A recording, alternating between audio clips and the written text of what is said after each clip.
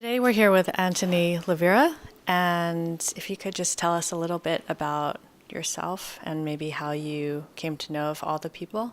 My name is Anthony Luvera. I'm an artist, writer, and educator. I've known Bernd for a number of years and known of his photography. And I first heard about all the people when I think Bernd kind of got in touch to say that he was working on this project. So I'm really curious to hear some of your thoughts on the book. One of the things that I was really kind of curious about and impressed by was the sort of range of ages of the subjects or participants in the project. I think the youngest is a young girl called Birdie. I think she might be around 6 years old or something like this. Five. And the thing that really struck me about her story is the way in which her mother, actually it was the voice of her mother in the account of Birdie's experience, and the kind of acceptance and resilience that both Birdie and her mother kind of experience in their everyday life, and the kind of challenges that they've faced. I mean, one of the things that I think is really great about the project is the kind of geographical scope. So, it takes in and represents participants who are based here in the UK, based in America, and various countries across Europe, and some of those people who have cultural heritages which stretch out towards India. But I think one of the main sorts of themes that kind of comes to my mind about this project is how it kind of focuses on the positives rather than the kind of difficulties of the challenges that people face, and the kind of perspectives that people bring to the world through their identity that hopefully will enable the readers to just rethink and shift and accommodate, I suppose, other people's points of view and life experiences. And I was really struck by the introduction and how in the introduction to Emily kind of acknowledged your own difference and Bernd's own difference from the people that you represent, and how you sort of say that you don't identify as trans, neither of you, but you have a kind of I don't think he used quite these words, so correct me if I'm wrong, but almost a sense of obligation, a sense of affiliation, a sense of being an ally, I suppose. And I think that for me, that sense of ally, it really kind of comes through, both in the photographs, but also in the accounts that accompany the photographs.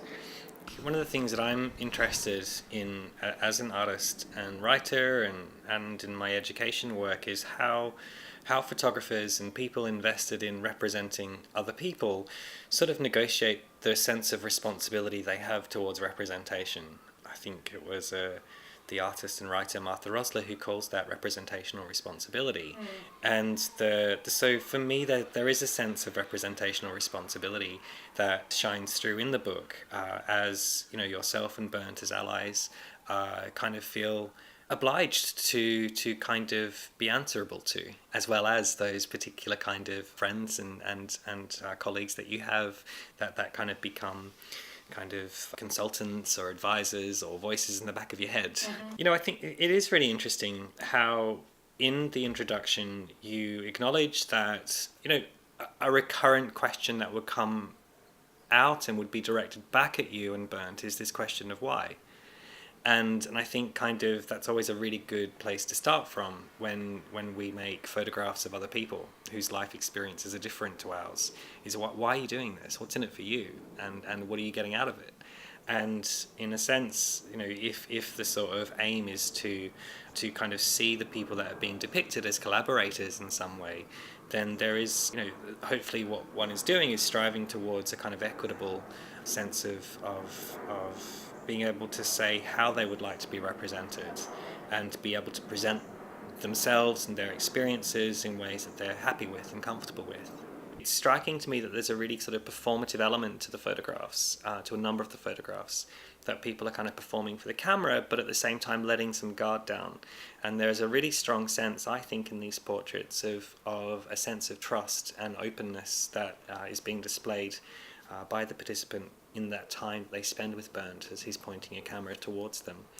They're not only kind of showing something of their public self and the kind of the identity that they want to project to the world as a a drag king or a drag queen, or someone who works in dance or performance, but also as someone who's sort of celebrating their identity and claiming space for their identity within the public sphere. For me, what I hope is that a reader who has limited understanding of queer people and what it means to be trans or to identify across that genderqueer spectrum will read this book, come away from it, engage with the photographs with a different understanding of how there are many ways in which people can be in the world. And if that then means that that's kind of shaped through people who are comfortable being part of a project or comfortable being in the public eye and comfortable at kind of putting forward their views, that's just the tip of the iceberg. And there's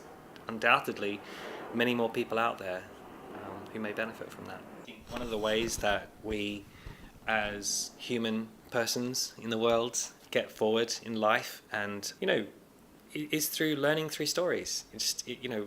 We're storytellers, each and every one of us, and I think for me what I really enjoyed about the book is how there's a whole kind of catalogue here of other people's stories, and that kind of touch on the sort of day-to-day life of being someone who identifies as trans or however they identify.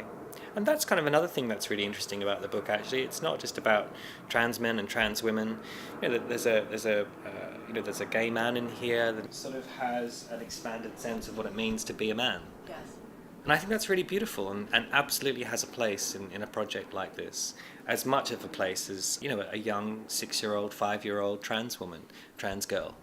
Another thing that really kind of struck me was when Morella speaks about this idea of internalized transphobia that many people experience, and how when someone comes to accept their true being in the world, it's not a straightforward process, and how that there can be challenges that kind of last with you for a lifetime, or that kind of stay with you and you don't really acknowledge and aren't able to articulate or kind of deal with even after you've had the courage to come out to your friends and family.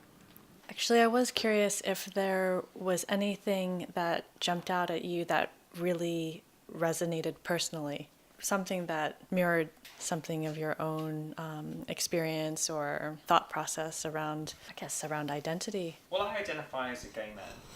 And, I had my own sort of experience of identity is very different to people who identify as trans. I get that. I would like to think of myself as an ally to the trans community and the queer communities at large. And, I sort of feel that when I was reading the book that there were a number of things that I could kind of relate to or resonate with, or that resonated with me. And then there were things that actually I had absolutely no experience of whatsoever. And so I was really kind of curious and grateful to learn about other people's experiences of negotiating family, negotiating sort of systems of, education, politics, healthcare.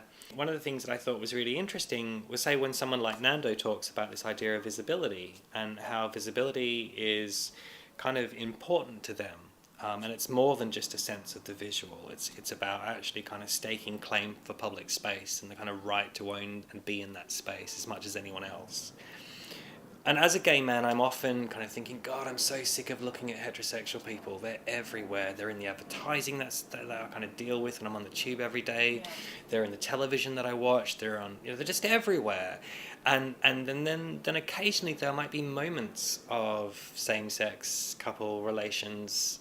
And I'm not even talking about this idea of affection or sex, but actually just two men living together.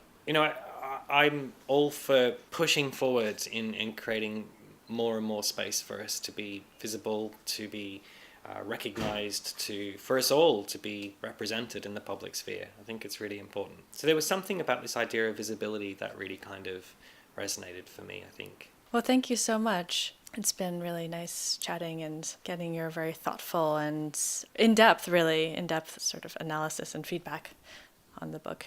Oh, you're welcome. It's been a real pleasure talking with you and watching this project grow and hearing about it from the very beginning, and now being able to sit down with the beautiful object that it is. It's a really beautiful object.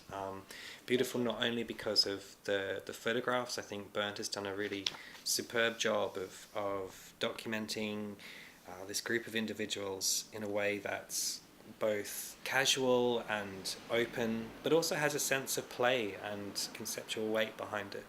And then to read these beautiful stories and the writing that pulls the stories together, I think it's a really coherent project. Well, thank you. You're welcome.